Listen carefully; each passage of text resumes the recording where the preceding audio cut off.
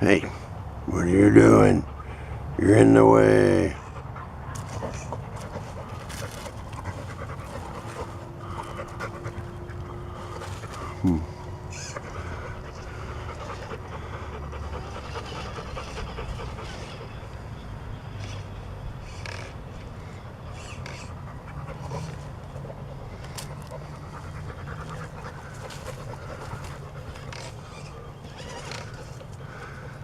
Well, I showed my brother this other car that's a truck, but it's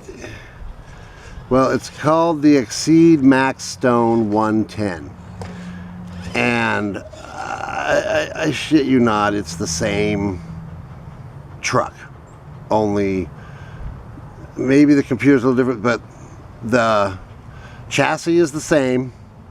The four links the same. Axles are the same. Drive lines are the same. Wheels are the same. Tires are the same. Shocks are all the same. Everything's the same. It's a waterproof. But it's $10 cheaper than this one. But it's green. It's neon green. And I'm sorry, but I'd rather pay $10 and have a red truck than save $10 and be stuck with this neon green thing. But luckily the body is a graphite gray and yellow scheme, so my brother's favorite color happens to be yellow. So you know, yay, perfect for him. So anyway, I'm talking to him, and I think he's going to try to get that one instead of this Red Cat, and then we'll be able to put them up against each other and see which is the better, which has the better electronics, which has the better battery, stock battery, you know, which has the bigger motor or more powerful or whatever, all that good stuff. And it'll be cool because it'll be a comparison of two trucks that are the same but not the same. Anyway, yeah, that'll be cool if he gets that, if he goes that route, because I think he will save $10. He can put $10 towards a better servo, because that's the first thing you got to replace is the servo. I got this truck came. I had this truck for 3 days. I would not take it outside or even play with it until I had the servo protector finished and installed, because the servo that comes on this one stock is a 15 kilogram piece of junk. Yeah, and that's the reason why this is my third truck, is because the servos crapped out on both trucks. And again, like I said, you know, force these people to honor their warranties. You know, if more people made these companies honor their warranties instead of just grabbing one off the shelf or running down to the parts store and buying a new one because you don't want to wait a couple days for a new truck. And that's all it takes. If you call Amazon with a broken truck and complain, all you got to do is promise to send back everything that came in the packaging in the original packaging. So save that original packaging. Put it all back together in the original packaging, and if you promise to send it to them, they will send out a next one. It'll be there within 2 to 3 days. I complained on my third one and said, it better be here within 2 days, because this is not cool. And they gave me priority shipping, and I got it in 2 days. So you can get that if you ask. So it's just a couple of days you have to wait. Not that big a deal. And but anyway, make them honor their warranties.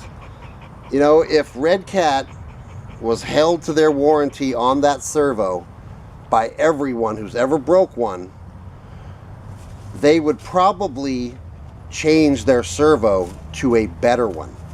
They would probably do the next step up, and maybe they'll add $5 to the price of the truck, but at least they'll have a better product. But no, they put this cheap one on there because they know most people are just going to replace it because it's a hobby grade, means I can replace it. So just because you can doesn't mean you should have to. And anyway, ever since I put the servo protector on this thing, I haven't had issue one with the servo. And it's, like I showed you earlier, it's taken some pretty good dings. It used to be farther out than that. It's back at least a 1/4 inch from being slammed into stuff. And I don't do it on purpose. It happens. You come over a rock and the truck goes a different way than you expected to, and the front servo slams right down on a rock. And I'm not the only person. I've seen reviews where people talked about a 6-inch drop onto a rock and gone was the servo. So yeah, make them honor their warranty. Make them put out a better product. You know, why should they be put on the consumer to replace a defective piece to an otherwise decent truck? Anyway, that's just my take on it. So I make them honor their warranties over and over and over and over and over and over. So, you know, besides that, I am true budget RC. I can't afford to just go replace a servo. I can't afford, you know, because I bought this truck originally a month ago. This month I was able to spend a little bit of money on the new servo and the servo protector, the aluminum one that goes around the front of it. It's a little stronger, a little better. I'm going to end up hooking my skid plate to that because it's got bolt holes in it. I'm just going to bolt the skid plate right to the top of it so it'll protect the servo from all sides. And I got the servo saver, you know, it's coming.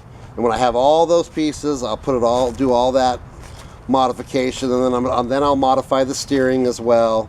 I'm just going to grind out. Right now I'm sitting at about, oh, I don't know, 75, 80% steering, which isn't bad. My last one was 65% steering. This one, at least I got 80 for some reason.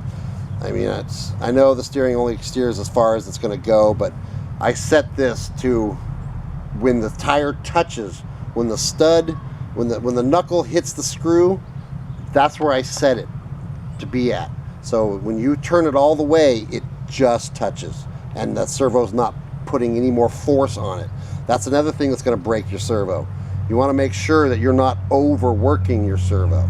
So you want to set that, and the reason it's on there is so you can set that. And you want to set that so that the steering just touches. And that will give you maximum steer with minimal effort. You won't work that servo so hard. So, anyway. Alright, well, I am going to sign off. I'm going to crawl around and have some fun. See if I can't get my truck stuck. Because that's the fun of four-wheeling. Getting your truck stuck.